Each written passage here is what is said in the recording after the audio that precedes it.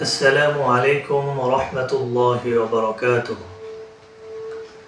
نحمده ونصلي على رسوله الكريم. أما بعد فأعوذ بالله من الشيطان الرجيم. بسم الله الرحمن الرحيم. يا معشر الجن والإنس إن استطعتم أن تنفذوا من أقطار السماوات والأرض فانفذوا لا تنفذون إلا بسلطان فبأي آلاء ربكما تكذبان. وقال الله تبارك وتعالى في آية أخرى: سنريهم آياتنا في الآفاق وفي أنفسهم حتى يتبين لهم أنه الحق. أولم يكف بربك أنه على كل شيء شهيد. وقال رسول الله صلى الله عليه وسلم: تفكروا في خلق الله ولا تتفكروا في الله، أو كما قال عليه الصلاة والسلام. আজকে আমরা আলোচনা করব এই কিতাব থেকে। কিতাবটির নাম হচ্ছে من آيات الإعجاز العلمي السماء والأرض في القرآن الكريم. এই কিতাবের আলোচ্য বিষয় হচ্ছে আল কোরআনে আসমান জমিনের বর্ণনা। السماء والأرض في القرآن الكريم, আল কোরআনে আসমান জমিনের বর্ণনা। তো এই কিতাবের থেকে ধারাবাহিক আমরা দর্শে আলোচনা করছি। তো এই কিতাবের একটি শিরোনাম আছে, শিরোনামটি হচ্ছে লিসসামাওয়াতি হুদুদুন, আকাশের সীমানা রয়েছে। এই শিরোনামটি বোঝায় আকাশের সীমানা রয়েছে, সীমানা। আকাশ মহাকাশ অসীম নয়, বরং তার একটি নির্দিষ্ট সীমানা রয়েছে। তো এই বক্তব্যের সপক্ষে আমরা এখানে একটি সূরা আর রহমানের 33 নম্বর আয়াত উল্লেখ করেছি।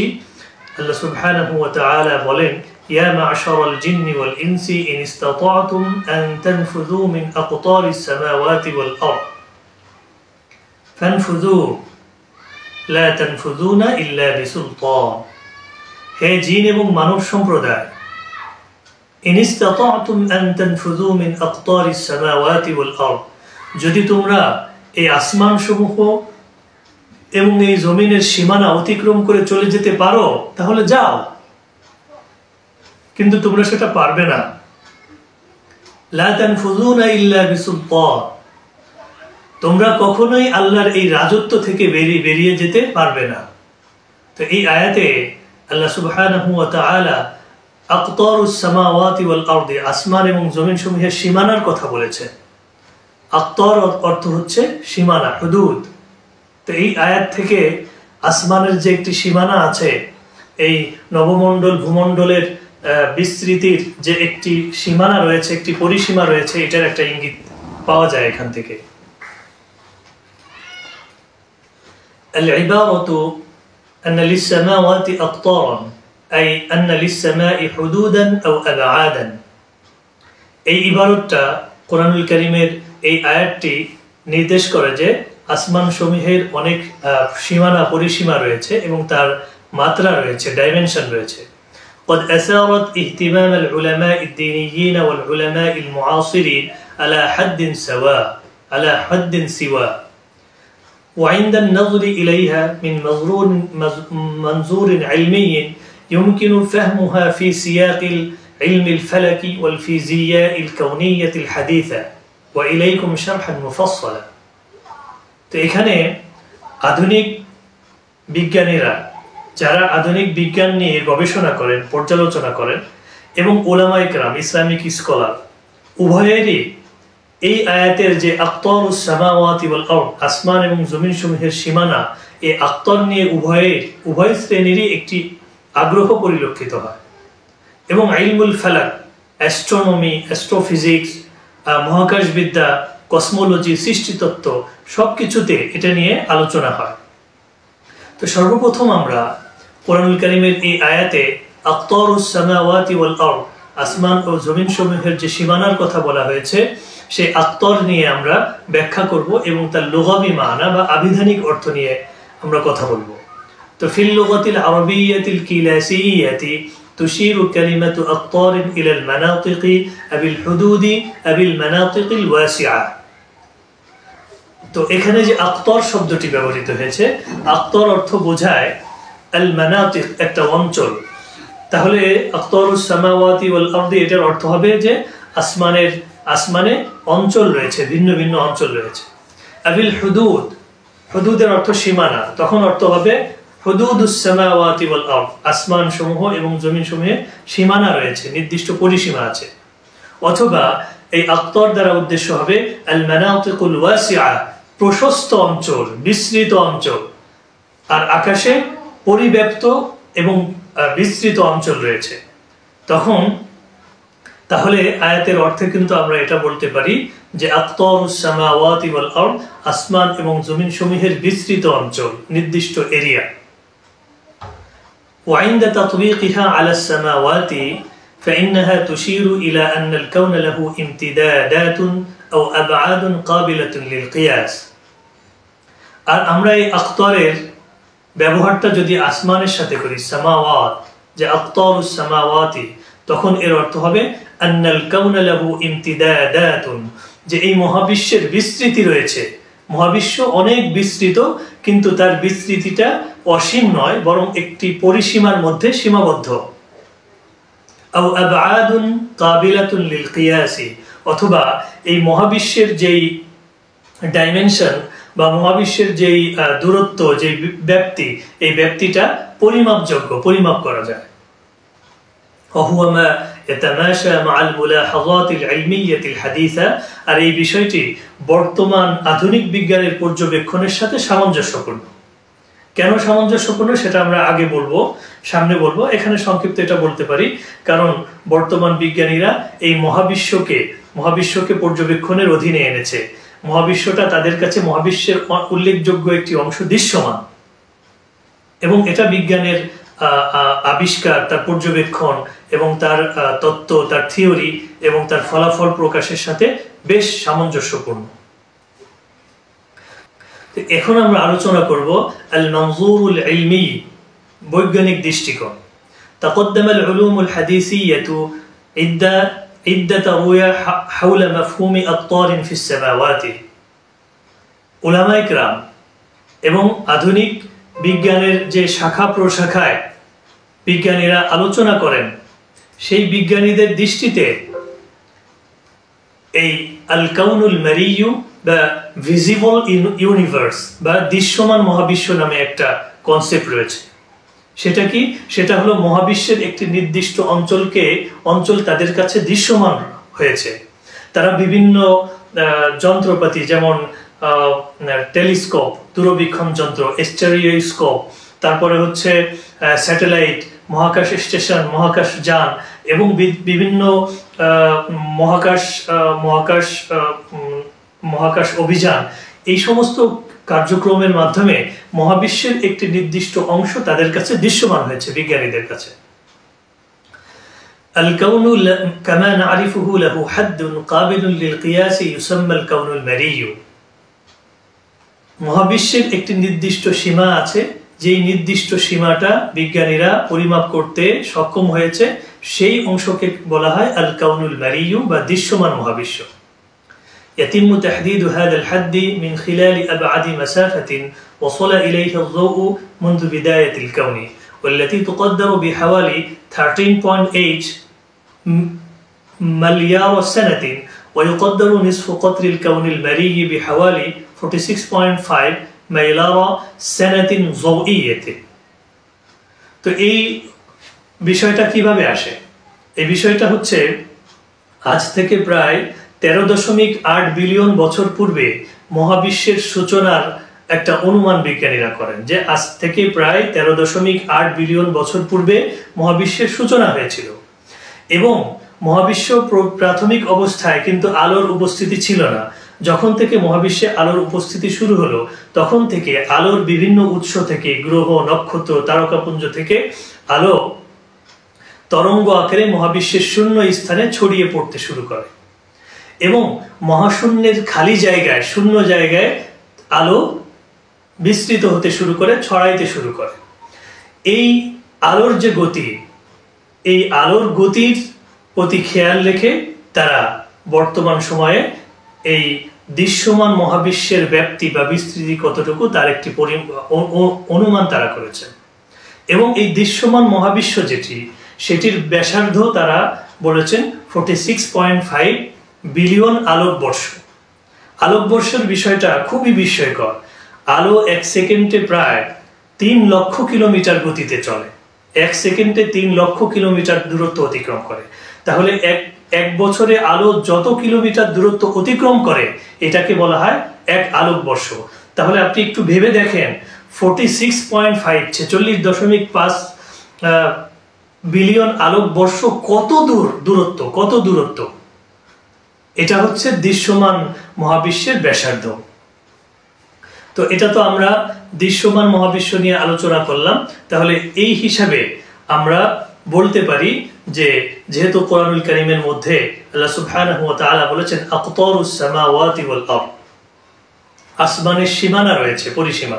তাহলে এখান থেকে আমরা বলতে পারি মহাবিশ্বের যেইটুকু অংশ বিজ্ঞানীরা পর্যবেক্ষণের অধীনে এনেছেন, তাদের কাছে দৃশ্যমান হয়েছে, সেই অংশটার একটা সীমানা রয়েছে। এর অর্থ এটা না هذا لا يعني أن للكون حافة مادية بل يشير إلى حد ما يمكننا ملاحظته بسبب سرعة الضوء وعمر الكون। এর অর্থ এটা না যে মহাবিশ্বের সত্যিই নির্দিষ্ট একটি সীমানা রয়েছে, যেই সীমানার পরে মহাবিশ্ব গিয়ে শেষ হয়ে গিয়েছে, এরপরে তার পরিবর্তী নাই। বরং এটা হলো তাদের বিজ্ঞানীদের একটা পর্যবেক্ষণ, যেই পর্যবেক্ষণের মাদার কি, যেই পর্যবেক্ষণের বেজ হচ্ছে, ভিত্তি হচ্ছে আলোর গতি এবং মহাবিশ্বের যেই বয়স, সেই বয়সের এই দুইটা বিষয়ের উপর ভিত্তি করে তারা একটা আনুমানিক দৃশ্যমান মহাবিশ্বের কথা বলেন এবং দৃশ্যমান মহাবিশ্বের ব্যাসার্ধের কথা বলেন। এখন আমরা বলবো আল কাউনুল মুত্তাসিউ মুতাওয়াসসিউ, প্রসার বিস্তৃত মহাবিশ্বের কথা। কারণ মহাবিশ্ব কিন্তু বর্তমান বিজ্ঞানীদের যেটা পর্যবেক্ষণ, সেটা হচ্ছে মহাবিশ্ব ক্রমান্বয়ে অব্যাহতভাবে প্রসারিত হচ্ছে। মহাবিশ্বটা কিন্তু সুস্থির নয়। السماوات ليست ثابتة بل تتوسع. تم اقتراح ذلك لأول مرة من قبل إدوين هابل في العشرينيات عندما لاحظ أن المجرات تتحرك بعيدا عنا مع ابتعاد المجرات الأبعد بسرعة أكبر. তো বিজ্ঞানী হাবল, যিনি মহাকাশ পর্যবেক্ষণের জন্য হাবল টেলিস্কোপ বা দূরবীক্ষণ যন্ত্র আবিষ্কারের জন্য বিখ্যাত, এই হাবল সর্বপ্রথম 20 দশকে তিনি এই প্রস্তাবনা করেছেন যে আমাদের যে ছায়াপথ গ্যালাক্সিগুলো সেটা পরস্পর থেকে দূরে সরে যাচ্ছে। আমাদের যে গ্যালাক্সি মিল্কি ওয়ে সেটা সৌরজগৎ থেকে দূরে সরে যাচ্ছে এবং গ্যালাক্সিগুলো পরস্পর থেকে দূরে সরে যাচ্ছে। তাহলে এটা কি বোঝায়? এটা বোঝাচ্ছে হচ্ছে এই মহাবিশ্বটা আস্তে আস্তে অব্যাহতভাবে প্রসারিত হচ্ছে। এবং এটা সপক্ষে কিন্তু কোরআনুল কারীমের একটি আয়াতে কারিমা আছে, والسماء بنيناها بأيد وإنا لموسعون। আল্লাহ সুবহানাহু ওয়া তাআলা বলেন, আমি আমার নিজ কুদরতে এই আসমানকে সৃষ্টি করেছি এবং আমি অব্যাহতভাবে এটাকে প্রসারিত করি। ওয়া ইন্না লামুসিউন, আমি এটাকে প্রসারিত করছি। তাহলে এই আয়াত থেকে কিন্তু এটা সমর্থন পাচ্ছি আমরা যে আসমানটা প্রসারিত হচ্ছে এবং সেখান থেকেই আমরা এক্সটেন্ডেড ইউনিভার্স বা আল কাউনুল মুতাওয়াসসি, সম্প্রসারিত মহাবিশ্বের একটি ধারণা পাচ্ছি। يتم وصف هذه الظاهرة في نظرية الانفجار العظيم। আর এই ঘটনার বর্ণনা কিন্তু বিগ ব্যাং, স্টিফেন হকিং, যিনি একজন বিখ্যাত পদার্থবিদ ছিলেন, তিনি রিসেন্টলি কিছু বছর আগে মৃত্যুবরণ করেছেন। তিনি একটা মহাবিস্ফোরণের কথা বলেন, সেটাকে বলে হচ্ছে বিগ ব্যাং, যে মহাবিশ্ব আজ থেকে প্রায় 13.8 বিলিয়ন বছর পূর্বে একটি মহাবিস্ফোরণের মাধ্যমে মহাবিশ্বের সূচনা শুরু হয় এবং তখন থেকেই মহাবিশ্ব সম্প্রসারিত হতে শুরু করে। এবং বিজ্ঞানীদের মধ্যে তিনি উল্লেখযোগ্য যিনি এই আল কাউনুল মুতাওয়াসসিউ বা সম্প্রসারিত মহাবিশ্বের সম্পর্কে আলোচনা করেছেন। ইন্নাল হুদুদ লিস সামাওয়াতি তাতাগায়্যারু বিইসতিমরারিন মা তাওয়াসসুইল কাউনি। তো এই মহাবিশ্বটা আসমান সমূহ প্রতিনিয়ত অব্যাহতভাবে ধারাবাহিকভাবে সেটা সম্প্রসারিত হচ্ছে এবং এটা কিন্তু কোরআনুল কারীমেও এই বিষয়ে আমরা ইন্ডিকেশন বা ইঙ্গিত পাই। এরপরে আমরা যাব ফরদিয়াতুল আকওয়ানিল মুতাআদ্দিদা বা মাল্টি ইউনিভার্স হাইপোথেসিস, মানে মাল্টি ইউনিভার্সের ধারণা বিজ্ঞানীরা করেন যে এই যে আমরা একটা মহাবিশ্বের কথা বলছি, এরকম একটা মহাবিশ্ব নয় বরং অনেক মহাবিশ্বের সম্ভাবনা রয়েছে। তুশিরু বা'দুন নাযরিয়াতি ফিল ফিজিয়াইল হাদিসা মিসলা নাযরিয়াতিল আওতার ওয়া ফিকরাতিল আওকানিল মুতাআদ্দিদা ইলা আন্না মা না'তাবিরুহু আস-সামাওয়াতি قد يكون مجرد واحد من العديد من الأكوان كل منها له أبعاده وحدوده الخاصة। কি বলেছেন এখানে যে একটা থিওরি আছে যে আধুনিক পদার্থবিজ্ঞানের কিছু সূত্র আছে, কিছু ল আছে, যেমন তার মধ্যে একটা ল হচ্ছে নজরিয়াতুল আওতার বা স্ট্রিং থিওরি, আর একটা ল আছে ফিকরাতুল আওকানিল মুতাআদ্দিদা বা হাইপোথিসিস মাল্টি ইউনিভার্স বা অনেক মহাবিশ্ব হওয়ার একটা ধারণা। এই কতগুলো ল, কতগুলো নীতি, এই নীতিটা কি করে, এই নীতিগুলো ইঙ্গিত বহন করে যে আমরা যেই একটা মহাবিশ্বের কথা বলি আসলে মহাবিশ্ব এরকম একটি নয় বরং অনেক মহাবিশ্ব হওয়ার সম্ভাবনার কথা তারা বলে এবং প্রতিটি মহাবিশ্বের একটি নির্দিষ্ট কুল্লু মিনহা লাহু আবআদুহু ওয়া হুদুদুহুল খাসসা, অনেক মহাবিশ্ব হওয়া সম্ভব এবং প্রতিটি মহাবিশ্বের একটি নির্দিষ্ট সীমানা, প্রতিটি মহাবিশ্বের একটি নির্দিষ্ট পরিসীমা, একটি নির্দিষ্ট ব্যাপ্তি বা বিস্তৃতি রয়েছে। এরপরে আমরা বলবো আল-ই'তিবারাতুল কুমুমিয়া ওয়াল জাযিবিয়া বা কোয়ান্টাম মেকানিক্স এবং গ্র্যাভিটেশনের কথা বলবো আমরা। কোয়ান্টাম মেকানিক্স কি? কোয়ান্টাম মেকানিক্স এবং আরেকটা হচ্ছে মহাকর্ষ, মধ্যাকর্ষণ, গ্র্যাভিটেশন। এইটার বর্তমান হলো যে আলাল মুস্তাওয়া দুন আদ-দাররি ফাইনাল ফাদাআ লাইসা মুস্তামিরান বাল মুজাজ্জাআন বিল মাসাল ইয়াতিমু তাশকিলুল هيكل الكبير للكون من خلال الجاذبية مما يشكل المجرات والعناقيد الفائقة التي تحدد المناطق بالحدود للسماوات। তো এখানে বললেন فإن الفضاء ليس مستمرا بل مجزأ। এই কোয়ান্টাম মেকানিক্সের ধারণা হচ্ছে এই মহাবিশ্বটা অব্যাহতভাবে সম্পূর্ণটা একটি পূর্ণ অঞ্চল নয় বরং মহাবিশ্বটা মুজাজ্জাআন, ভিন্ন ভিন্ন অঞ্চলে বিভক্ত, ছোট ছোট ক্ষুদ্র ক্ষুদ্র ইউনিটে বিভক্ত। যেমন পৃথিবী, সূর্য এবং তার চারপাশে যতগুলো গ্রহ আছে সবগুলো মিলে একটা সৌরজগৎ। তো সৌরজগৎ একটা অঞ্চল হতে পারে। তারপরে চাঁদ একটা গ্রহ, তার একটা অঞ্চল হতে পারে। প্রতিটি গ্রহের চারপাশে একটি অঞ্চল হতে পারে, একটা গ্যালাক্সির একটা অঞ্চল হতে পারে, একটা ক্লাস্টার যেটা অনেকগুলো গ্যালাক্সির একটা গুচ্ছ, সেই ক্লাস্টারের একটা অঞ্চল হতে পারে, এবং সুপার ক্লাস্টার যেটা অনেকগুলো গ্যালাক্সির একটা গুচ্ছ, যেটা পুঞ্জ, গ্যালাক্সি পুঞ্জ, সেটা একটা অঞ্চল হতে পারে। তাহলে এই মহাবিশ্ব ভিন্ন ভিন্ন ছোট ছোট ক্ষুদ্র ক্ষুদ্র অঞ্চল বা ইউনিটে বিভক্ত। এই প্রস্তাবনাটা কে করেছে? এই প্রস্তাবনাটা করেছে কোয়ান্টাম মেকানিক্স এবং গ্র্যাভিটেশন।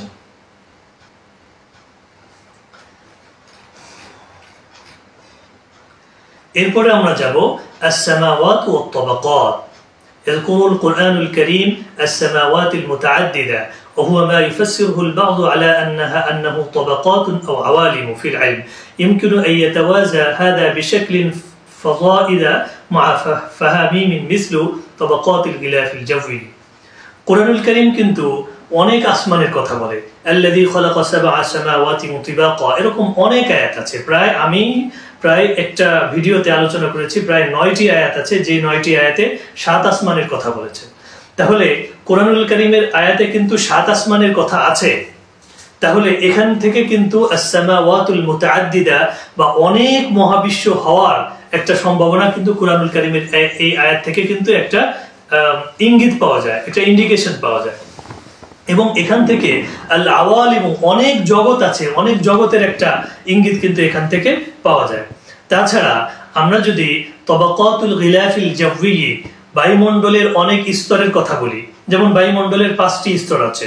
প্রথম স্তরের নাম হলো ট্রোপোস্ফিয়ার, তারপরে স্ট্র্যাটোস্ফিয়ার, তারপরে হচ্ছে মেসোস্ফিয়ার, তারপরে থার্মোস্ফিয়ার, তারপরে এক্সোস্ফিয়ার।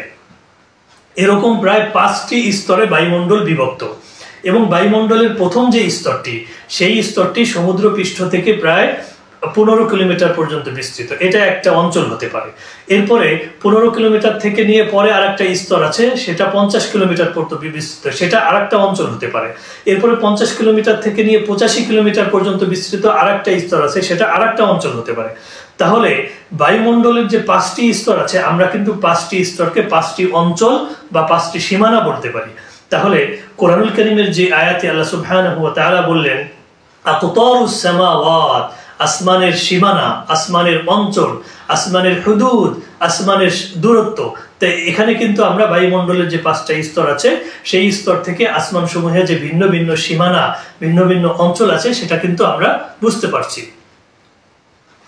আরেকটা কি? আরেকটা হচ্ছে আত-তাবাকাতুল কাউনিয়া, মা ওয়ারাআল গিলাফিল জাওয়ি তুজাদু আওয়ালিম উখরা বিমা ফি যালিকা আন-নিজাম আশ-শামসি ওয়াল মাজাররাতি ওয়াল হায়াকিল কাওকানিয়াতি।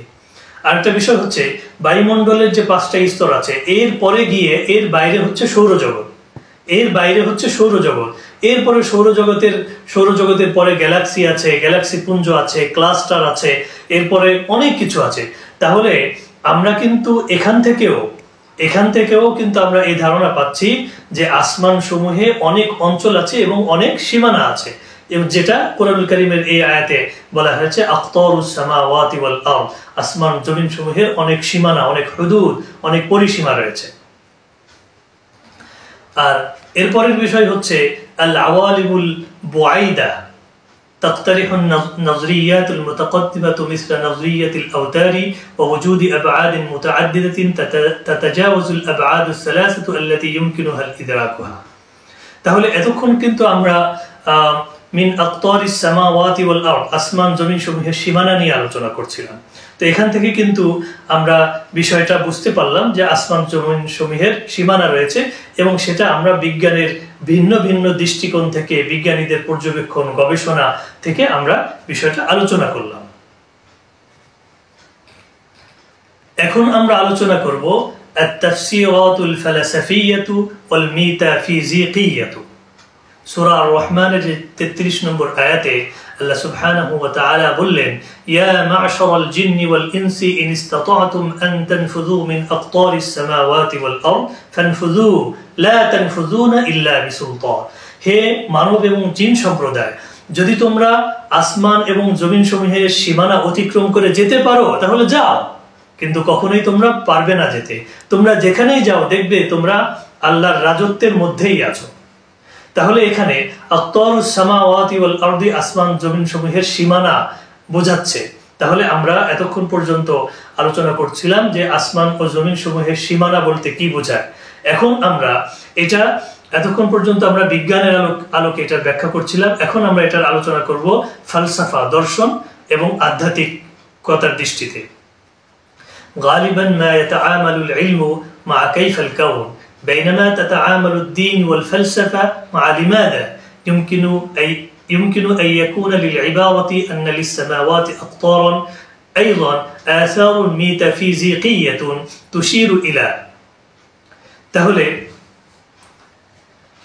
বিজ্ঞানীরা আলোচনা করেন কাইফাল কাউনু, এই মহাবিশ্ব কিভাবে সৃষ্টি হলো, এই মহাবিশ্বের সূচনা কিভাবে হলো, মহাবিশ্ব কিভাবে এত সুন্দর সুশৃঙ্খল ভাবে নিয়ন্ত্রিত হচ্ছে, পরিচালিত হচ্ছে, কিভাবে হচ্ছে এটা, এই আলোচনা করেন হলো বিজ্ঞানীরা।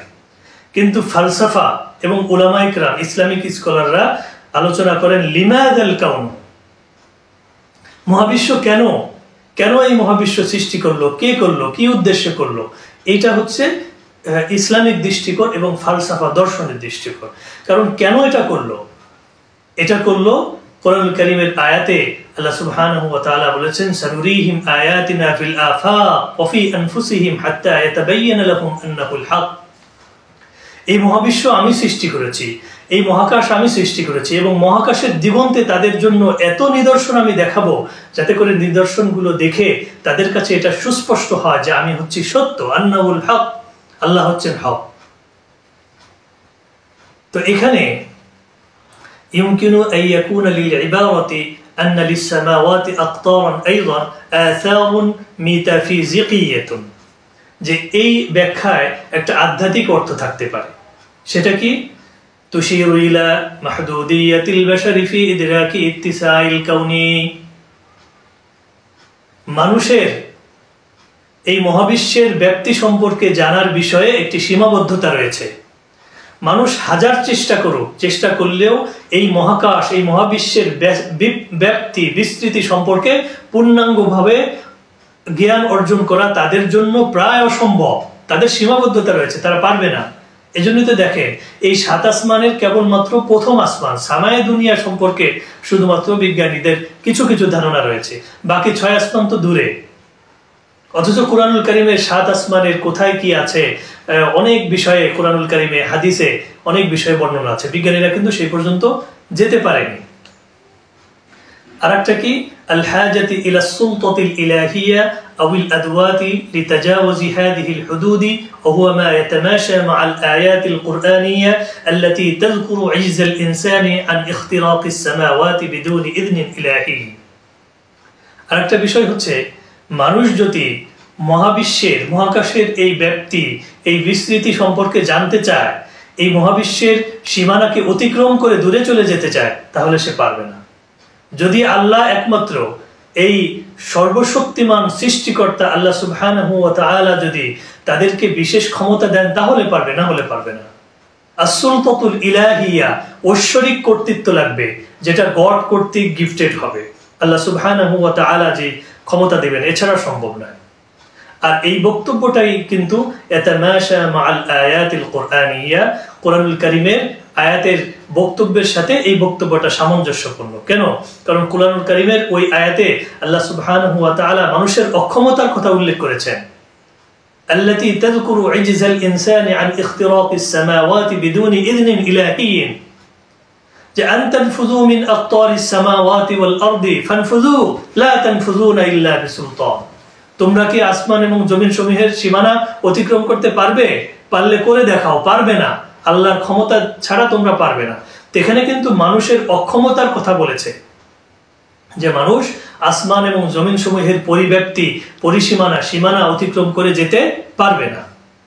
তো এটা বলতে গিয়ে আসমান এবং জমিন সমূহের যে সীমানা আছে, অঞ্চল আছে, সেটার প্রতিও একটা ইঙ্গিত আমরা পেলাম। এখন আমরা আলোচনা করব আল জুহুদুত টেকনোলজিয়াতু লিকতিশাফি আকতারিন। সেটা কি? আকতার, এই কোরআনুল কারীমের সূরা আর রহমানের যে 30 নম্বর আয়াতে আল্লাহ সুবহানাহু ওয়া তাআলা বললেন, ইয়া মা'শারাল জিন্নি ওয়াল ইনসি ইন ইসতাতা'তুম আন তানফুযু মিন আকতারিস সামাওয়াতি ওয়াল আরদি ফানফুযু লা তানফুযুনা ইল্লা বিসুলতান। হে জিন এবং মানব সম্প্রদায়, যদি তোমরা আসমান এবং জমিন সমূহের সীমানা অতিক্রম করে চলে যেতে পারো তাহলে যাও, গিয়ে দেখাও, কিন্তু কখনোই পারবে না আল্লাহর ক্ষমতা ছাড়া। তার মানে তোমরা যেখানেই যাও আল্লাহর রাজত্বের মাঝেই থাকবে, বের হয়ে যেতে পারবে না। এটা বলে এই আকতারুস সামাওয়াতি ওয়াল আরদ, আসমান এবং জমিন সমূহের যে সীমানা নির্ধারণের বিষয়ে যে ব্যাখ্যা আছে, এই ব্যাখ্যা আসমানের সীমানার জানার জন্য বিজ্ঞানীদের প্রযুক্তিগত প্রচেষ্টা কি সেটা আমরা এখন তুলে ধরব। يسعى البشر إلى اكتشاف السماوات وحدودها من خلال اكتشاف الفضاء।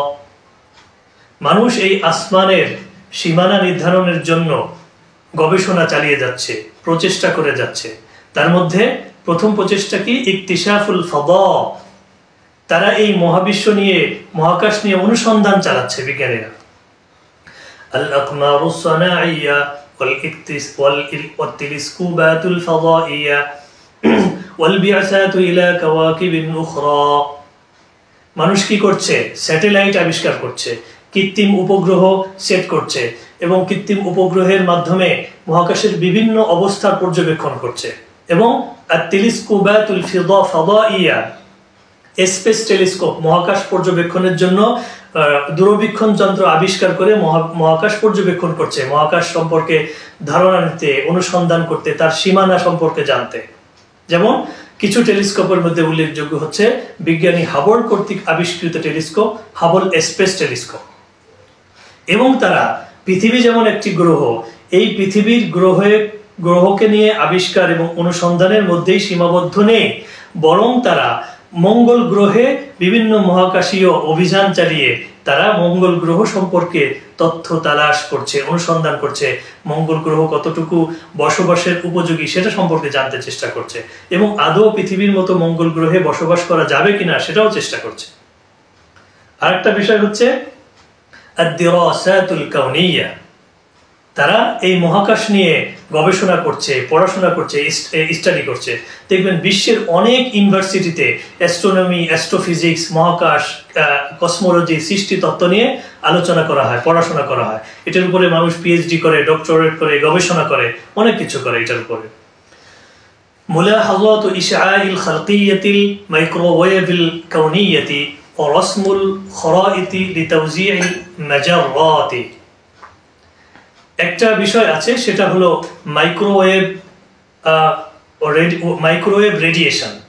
এই বিষয়টা হলো ওই বিগ ব্যাং এর পরে, মহাবিস্ফোরণের পরে মহাবিশ্বে, মহাকাশে যেই অবশিষ্ট অংশ ছড়িয়ে ছিটিয়ে আছে, এইটাকে পর্যবেক্ষণ করেও তারা মহাবিশ্ব সম্পর্কে বিভিন্ন অনুসন্ধান করে, বিভিন্ন তথ্য তারা অনুসন্ধান করার চেষ্টা করে। আর কি করে? আন-নামাযিজুল নাযরিয়া, নামাযিজুন নাযরিয়া জুহুদুন লিতাওহীদি মেকানিকিল কাম্মি ওয়ান নিসবিয়্যাতিল আম্মি লিফাহমি আত-তাবিআতিল হাকীকিয়্যাতি লিল কাউন। একটা হচ্ছে কোয়ান্টাম মেকানিক্স, আর একটা হচ্ছে general theory of relativity. Quantum mechanics খুবই উল্লেখযোগ্য একটা বিষয়, খুবই গুরুত্বপূর্ণ। এবং আরেকটা গুরুত্বপূর্ণ বিষয় হচ্ছে বিজ্ঞানী আইনস্টাইন কর্তৃক আবিষ্কৃত ল, জেনারেল থিওরি অফ রিলেটিভিটি। এই দুইটি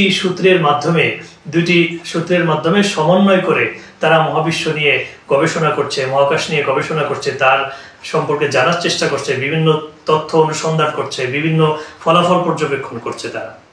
তো এতক্ষণ পর্যন্ত আমরা যেই আলোচনা করলাম, সেই আলোচনার সারসংক্ষেপ হলো সূরা রহমানের 33 নম্বর আয়াতে আল্লাহ সুবহানাহু ওয়া তাআলা বলেন, ইয়া মা'শারাল জিন্নি ওয়াল ইনসি ইন ইসতাতা'তুম আন তানফুযু মিন আকতারিস সামাওয়াতি ওয়াল আরদ ফানফুযু লা তানফুযুনা ইল্লা বিসুলতান। হে মানব এবং জিন সম্প্রদায়, যদি তোমরা এই আসমান এবং জমিন সমূহের সীমানা অতিক্রম করে চলে যেতে পারো তাহলে গিয়ে দেখাও, কিন্তু তোমরা সেটা পারবে না।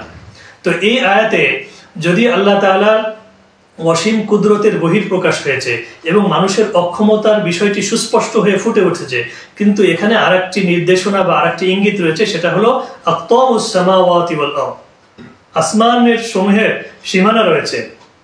আন্নালিস সামাওয়াতি হুদুদান ওয়া আবআদান ওয়া আকতারান, আসমান এবং জমিন সমূহের অনেক সীমানা, অনেক মাত্রা রয়েছে। তো এখান থেকে আমরা বিজ্ঞানের দৃষ্টিতে, ফালসাফার দৃষ্টিতে, দর্শনের দৃষ্টিতে, ধর্মীয় দৃষ্টিতে, কোরআন ও হাদিসের ব্যাখ্যার আলোকে আমরা ব্যাখ্যা করার চেষ্টা করেছি যে আসমান ও জমিন সমূহে ভিন্ন ভিন্ন সীমানা, ভিন্ন ভিন্ন অঞ্চল থাকা সম্ভব।